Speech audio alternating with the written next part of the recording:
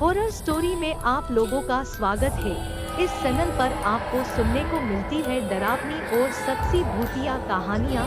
अगर आपको ऐसी ही वीडियो देखना पसंद है तो हमारी इस चैनल को सब्सक्राइब करना।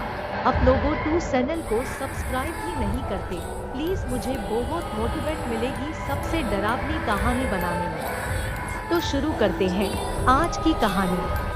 आज हम आपको पोस्टमार्टम रूम के अंदर की कुछ ऐसी सच्चाई के बारे में बताने जा रहे हैं जिसके बारे में सुनकर आपके होश उड़ जाएंगे। अक्सर हमने सुना है कि जब भी किसी व्यक्ति की अस्वाभाविक रूप से मौत हो जाती है तो उसकी बॉडी को पोस्टमार्टम के लिए भेज दिया जाता है। पोस्टमार्टम में लाश का चीरफाड़ कर मौत की असली वजह का पता लगाया जाता है। हम में से अधिकतर लोगों को यही लगता है कि पोस्टमार्टम डॉक्टर के द्वारा ही किया जाता है, जबकि ऐसा नहीं है। आज हम आपको पोस्टमार्टम रूम के अंदर की कुछ ऐसी सच्चाई के बारे में बताने जा रहे हैं जिसके बारे में सुनकर आपके होश उड़ जाएंगे। हम आपको उस शख्स के बारे में बताने जा रहे हैं जो पिछले कई सालों से पोस्टमार्टम रूम में काम कर रहा है। इस व्यक्ति का नाम बाबूभाई सीतापारा वाघेला है, जो अहमदाबाद के रहने वाले हैं। बाबूभाई अपना अनुभव बताते हुए कहते हैं कि उन्होंने ऐसे लाशों को देखा है जिसे यदि कोई सामान्य आदमी देख ले तो वही बेहोश होकर गिर जाएगा। बाबूभाई अपनी एक डायरी बनाई है जिसमें उन्होंने अपनी जिंदगी की कुछ खास पोस्टमार्टम का वर्णन किया है। इस डायरी में उन्होंने अपनी साथियों के अनुभव के बारे में भी लिखा है। बाबूभाई अपने इस प्रोफेशन के पहले केस के बारे में बताते हुए कहते हैं कि राजकोट के पास पेड़क नामक इलाके के सूखे कुएं में एक व्यक्ति की लाश पड़ी हुई थी। लाश लगभग 8 दिन पुरानी थी और इसमें कीड़े लग चुके थे। यह मेरा पहला मामला था। पोस्टमार्टम की तो बात दूर, लाश देखने के बाद मैं कई दिनों तक ठीक से खाना तक नहीं खा सका था। मैं जैसे ही खाना खाने बैठता, मेरी आंखों के सामने वह तस्वीर आ जाती थी।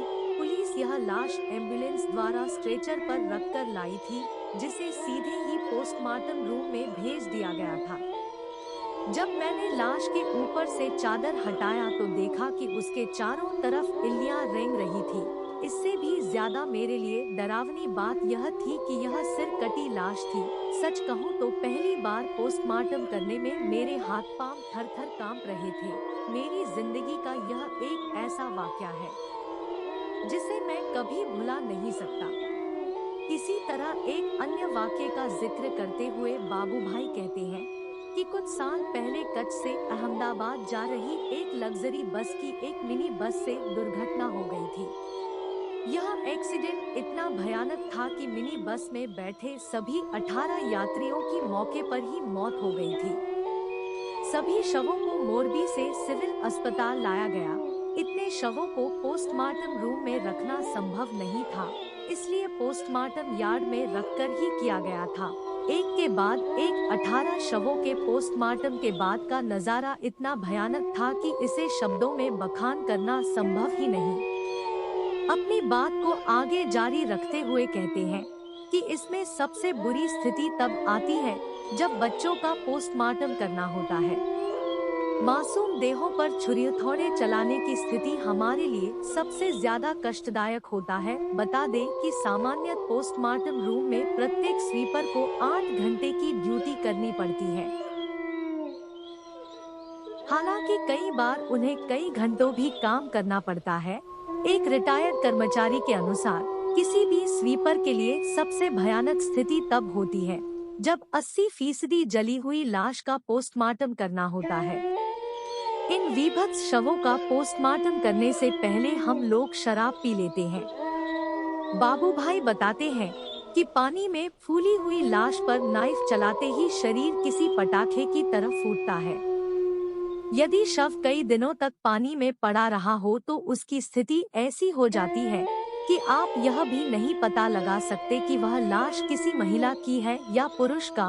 इसकी पहचान करने के लिए सबसे पहले प्राइवेट अंगों का पोस्टमार्टम करना होता है। आपको बता दें कि बाबूभाई के पिता और दादा भी अपने जमाने में यही काम करते थे। वाकई में पोस्टमार्टम रूम की यह सच्चाई रातों की नींद को उड़ा देने के लिए काफी है। तो दोस्तों, आप लोगों को ये कहानी कैसा लगा? अगर अच्छा लगा तो कमेंट में जरूर बताइएगा।